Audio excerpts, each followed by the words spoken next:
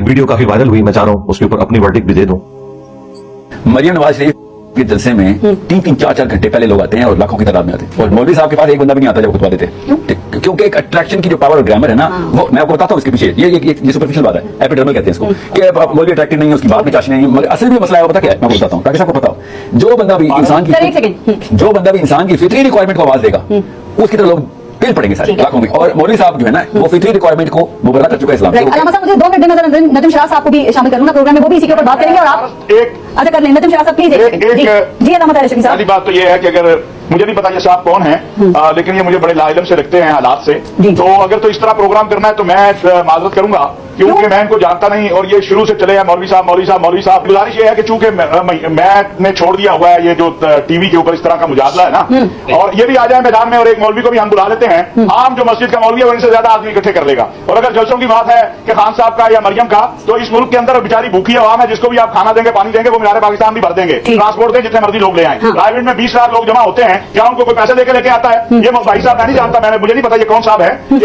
मेरा सवाल था सुन लेना, मुझे बताएं हमारे उलमा को जदीद तकाज़ों से हम आगे की जरूरत नहीं है। मैं बैठ नहीं सकता ऐसे शख्स के साथ, सुन ले, मैं ऐसे शख्स के साथ नहीं बैठ सकता जिसको इखलाकियात ही ना आती हो। इनको मैं चैलेंज करता हूं कि ये हज के बाद कोई दिन मुकर्रर कर लें, ये भी अपनी ट्रेन चलाने और बर्दाश्त करें हमारे आप आवाम को बर्दाश्त का दर्ज देते हैं, और आप देखें उनकी राय को तस्लीम करने को। बर्दाश्त का मतलब बदतमीजी तो नहीं है ना, बर्दाश्त का मतलब बदतमीजी नहीं है, बर्दाश्त का मतलब जो है वो बेहूदगी नहीं है, बर्दाश्त का मतलब गाली नहीं है कि एक शख्स जिसको कोई जानता नहीं है वो पूरे पाकिस्तान के उलमा और मशाइख को जो है वो देरता भी बैठ के। अच्छा अब नदीम शराफ साहब की सुन लें, पीछे 100 बंदा नहीं खड़ा होगा, और मेरे आम मस्जिद के इमाम के पीछे 1 लाख बंदा भी आने को तैयार हो जाएगा।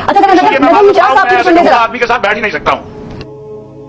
उन्होंने कहा कि उलमा की तकरीरें लोग नहीं सुनते आकर, अरबी खुतबे के वक्त, यानी जो दूसरी अज़ान के बाद एक खुतबा होता है मुख्तसर सा, उस वक्त तो लोग एंटर हो रहे होते हैं मस्जिद में, तो वो जब उलमा का वाज ही नहीं सुनेंगे तो उन्हें कैसे पता चलेगा कि उन्होंने क्या करना है?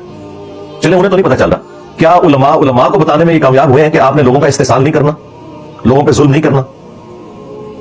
तो खुद इनके सारे शर्म से झुक जाएंगे। ये तो अपनी कैटेगरी को नहीं बनवा सके, वो तो हर वक्त एक दूसरे के पास बैठे होते हैं ना मदारिस में, इनके स्टूडेंट्स। तो अवाम के ऊपर उन्होंने डाला, उन्होंने कहा अवाम तो दूसरे खुतबे के वक्त आती है जो अरबी वाला है एंड पे, तो जब वो हमारी बात ही नहीं सुनेंगे तो उनकी इस्लाह कैसे होगी? खैर फिर जब साहिल अदीम भाई की बारी आई तो उन्होंने भी अपना पॉइंट ऑफ व्यू सामने रखा, और साहिल अदीम भाई ने कहा कि हम एक्सेप्ट करते हैं, इसमें तो कोई दूसरी राय नहीं है, लेकिन जितना काम इन्हें करना चाहिए था उतना ये कर नहीं सके। और फिर उन्होंने उसमें मजीद चीज ऐड की कि 52 खुतबात साल के, यानी हर जुमे का खुतबा उलमा के पास अवेलेबल है, पब्लिक ने आना ही आना है मस्जिद में, तो ये अपनी बात कन्वे कर सकते थे। लेकिन इनके अंदर कोई ऐसी अट्रैक्शन ही नहीं है जो सो कॉल्ड दुनियावी सियासी रहनुमाओं के अंदर मौजूद है, कि उनके जलसों में तो लाखों लोग आके बात सुन लेते हैं और तकरीर से पहले ही ग्राउंड के अंदर लोग मौजूद होते हैं। जिस तरह यहां मेरे इस स्टेज में आने से पहले यहाँ 300-400 बंदा इंतजार कर रहा होता है, हालांकि ये संडे का दिन है, यहाँ नमाज भी नहीं होती, नमाज मस्जिद में लोग पढ़ते हैं, जुमे वाले दिन तो फिर भी नमाज पढ़नी होती है, मजबूरी होती है, लोगों को आना चाहिए, लेकिन नहीं लोग बात सुनते। तो उन्होंने कहा कि अब देखने की जरूरत है कि उलमा के अंदर अट्रैक्शन क्यों नहीं है, कि 52 खुतबात अवेलेबल है इनके पास, ये अपनी बात कन्वे कर सकते थे लेकिन नहीं कर सके ये। और जुम्मे के खुतबात भी लोग जो है वो ऐन वक्त पे मस्जिद के अंदर आते हैं सुनने के लिए। अब ये वाला जो पोर्शन है ये ऑलरेडी ताहिर अशरफी साहब ने खुद माना हुआ था कि लोग नहीं आके हमारी बात सुनते। अब वही बात जब साहिल अदीम भाई ने रिपीट की तो ये उनको काट गई, बात तो सेम ही हो रही थी, लेकिन वो उसे अपने ऊपर क्रिटिसिज्म उन्होंने समझ लिया। प्लस उन्होंने ये कहा कि देखें आइंस्टाइन है या इसी तरीके से दुनिया में जो बड़े बड़े लोग हैं उनकी लेगेसी कोई आगे जमाते नहीं लेके चल रही, ना उनके पास कोई प्लेटफॉर्म है, उनका अपना काम बोल रहे हैं, और लोग पैशन के साथ, जो फिजिक्स की फील्ड के लोग हैं वो आइंस्टाइन को न्यूटन को प्रेजेंट करते हैं, इसी तरीके से केमिस्ट्री की फील्ड के लोग अपने बड़ों का जिक्र करते हैं, और लोगों को उन्होंने इस एतबार से कायल कर लिया और बात ठीक भी है। साइंस ने आज हमारी जो जिंदगी आसान की है, ये सारी बरकत हमें अजमेर शरीफ वालों ने तो नहीं दी है, ना बगदाद शरीफ वालों ने दी हैं, और ना देवबंद शरीफ ने, और ना बरेली शरीफ ने। ये बेचारे तो पूरी जिंदगी यही नहीं तय कर सके कि स्पीकर में नमाज होनी चाहिए या नहीं होनी चाहिए। शुरू में तो इनके इफ्ताबाजात इसके ऊपर आते रहे, तस्वीर के मसले पे आते रहे, और अब हालत यह है कि ये स्पीकर और तस्वीर किसी जमाने में अशरफ अली थानवी और अहमद बरेलवी दोनों के नजदीक हराम था, और आज उनकी लेगेसी जो लोग लेके चल रहे हैं वो ग्रेजुअली इस लेवल तक पहुंचे कि स्पीकर और तस्वीर पहले हराम हुई, उसके बाद फिर मुबाह हुई, फिर मुस्तहब हुई, अब वाजिब और फर्ज हो चुकी है। मौलवी स्टार्ट नहीं होगा स्पीकर तो बगैर, कैमरे तो बगैर।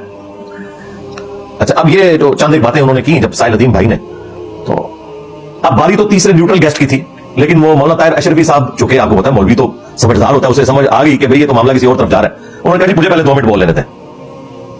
अच्छा, तो वो एंकर ने तरस खाया कि चलो मौलाना साहब है, इनकी भी बीच में कोई एक जुमला ले लेते हैं। हालांकि उसूलन ऐसा नहीं करना चाहिए था, वो अपनी बारी पे बोलते ना। तो वो एंकर को अगर ये पता होता कि ये उठ के भाग जाएंगे तो कभी भी उनको इस तरह चांस बीच में ना देते। तो उन्होंने कहा कि जी मैं तो ऐसे बदतमीज शख्स के साथ बैठ ही नहीं सकता। उन्हें ये समझ आ गई थी कि ये अभी 5 मिनट में मैंने इतनी करवा ली है अपनी और अपने बड़ों की, और अगले घंटे के अंदर तो बचने ही कुछ नहीं है। जो आपको याद है कि मैंने भी 1.5-2 साल पहले कहा था कि इसी को कहा था, ये उस वक्त गवर्नमेंट में था ना, मैंने कहा था कि तुझे बड़ा शौक है ना मुनाजरे करवाने का, तू बैठ पीटीवी के ऊपर और बुला ले जितने बड़े बुला सकते हो। तकी उस्मानी साहब को बुलाना है, मुफ्ती मुनीर साहब को बुलाना है, किसी और को बुलाना है, बुलाओ और लाइव प्रोग्राम चले। अपने मौके पे तुम बोलो, फिर मैं भी रिबटल करूंगा, मैं बताऊंगा कि इनके कायदे और नजरियात क्या है अल मुहन्नत अल मुफन्नत के अंदर, और कुरान और सुन्नत में क्या अकीदे लिखे हैं। तो दूध का दूध पानी का पानी हो जाएगा। वो कहता है कि ये साहिल जो है ये गालियां निकाल रहा है हमें, उसमें गाली कहीं आपने सुनी है कि उसने निकाली है? सरकार इनके लिए यही गाली है कि आप इन्हें ये कह दें कि भाई आपकी तकरीर तो सुनने के लिए कोई तैयार ही नहीं है, इसको गाली समझते हैं। कीड़ी से भी छोटा दिल है इन लोगों का।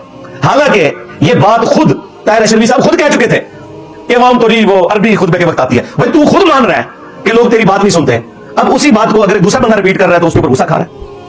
और फिर तकब्बुर इतना है मौलवियों के अंदर भरा हुआ। स्टार्ट बताओ उसे क्या, मैं तो जानता ही नहीं है कौन है, मुझे बताए इसका उस सवाल से क्या ताल्लुक है जो एंकर ने किया है कि मैं ये नहीं जानता कि सामने कौन है। भाई तू ये भी बोल कि मैं ये नहीं जानता कि जिस कैमरे में आप वीडियो बना रहे हैं इसके पीछे कैमरामैन कौन खड़ा है। भाई इसका क्या लेना देना?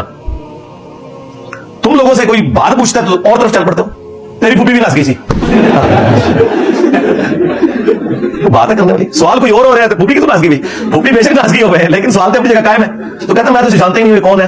फिर कहा कि ये ला इल्म है, ये उनके पास एक बड़ी एक वर्डिक्ट है मोटी सी। फिर कहा कि जी ये इसे अखलाक ही नहीं है, और ये जो है उलमा के यहाँ पे बखिया उधेड़ रहा है। मौलवी साहब कह के, तो मौलवी साहब कह रहे हैं ना, और क्या कह मैं पादरी साहब के मौलवी हो ना, और क्या हो, और ये रिस्पेक्टेबल वर्ड है, तुम्हारी वजह से बदनाम हुआ ना, ठीक है ना, इससे बेहतर और लफ्ज क्या हो सकता था। और फिर ये कहता है कि जी इंतहाई बेहुदा इंसान है ये बेहुदा का लफ्ज भी उसने इस्तेमाल किया। और फिर एडवोकेट मैं माजत करता हूं, उठ के वहां से वो कॉलर माइक उतार के चले गए। ये इन लोगों का टोटल टेम्परामेंट है, ये लोग बात सुनने के लिए तैयार ही नहीं, इनमें इतना हौसला नहीं है कि अपने मुखालिफ की बात सुन ले। अब मुझे बताएं, ये जो मुझे बार बार कहते हैं जी बिठाओ उलमा के सामने, बिठाओ उलमा के सामने, तो उलमा के साथ तो जो मैंने कर दिया है इस रमजान के अंदर, एक न्यू टीवी के प्रोग्राम पे जो फिरका वारियत वाला, और दूसरा जी टीवी पे सुलह हसन के ऊपर सुन्नी शिया कन्फ्लिक्ट के ऊपर भी जो इन्होंने मंजी ढुकवा ली, और फिरका वाराना नजरियात के ऊपर भी वो आपके सामने है। इसके बाद तो मेरे खिलाफ कोई जरूरत ही नहीं है, किसी में हौसला ही नहीं बैठने का। ये सुन ही नहीं सकते कि इनके बड़ों ने क्या काम डाला है, नहीं सुन सकते।